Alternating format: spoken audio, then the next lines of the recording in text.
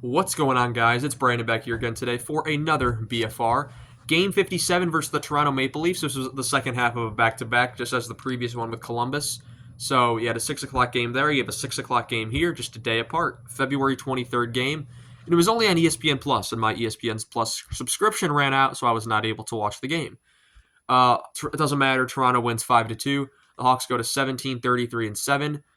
So who knows how many they've lost in a row now. Shots were 30-27 Toronto. Hits were 19-16 Toronto. Faceoffs 31-20 Toronto.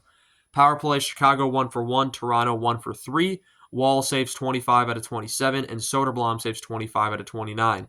The Hawks were wearing their Winter Classics. And Frank Pellico officially retired. He's been the organist at the United Center and probably even Chicago Stadium before that for over 30 years. I think it was 33 years, so he's hanging it up.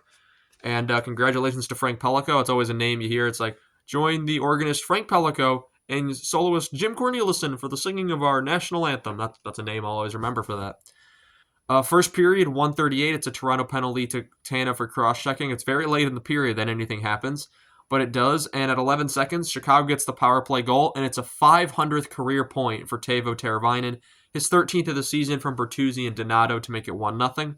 Second period, 14:44, Chicago penalty to Jones for holding, and Toronto scores on the power play at 12:51.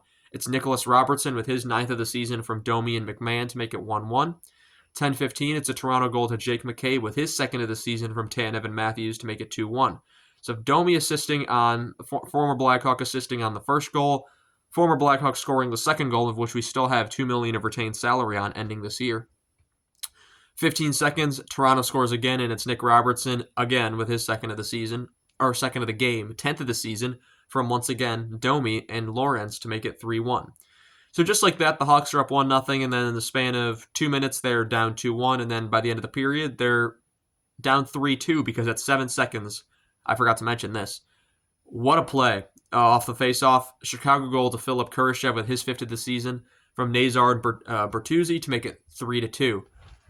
Right off the faceoff, so Toronto scores the goal. They go back to center ice with 15 seconds to go for the faceoff.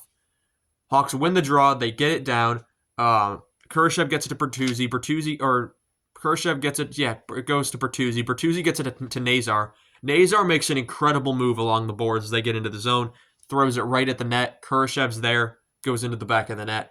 Fantastic play from Nazar. And if that's what the talent he has to create plays like that, that's like a standout play from this season from Nazar. I can't emphasize that enough. Just amazing play from Nazar. And if that's the type of play he's going to provide in the future, we got a solid forward on our hands. So third period, 17-14. That's a Chicago penalty to Smith for tripping, which is killed. 7:53. It's a Toronto goal to Chris Tanev, which really puts it out of reach. Second of the season from McCabe and Camp, 2 former Hawks, to make it 4-2. 1:32, it's a Toronto empty net goal to Pontus Holmberg, his 5th of the season from Nylander and Tavares to make it 5-2. 1:32, Chicago penalty, which would be served by Slager, and it's because it's an unsuccessful challenge on that empty net goal, and that is killed. So Hawks allowed 10 goals in 2 games. They scored 3. And, yeah, that's kind of how that back-to-back went over the weekend.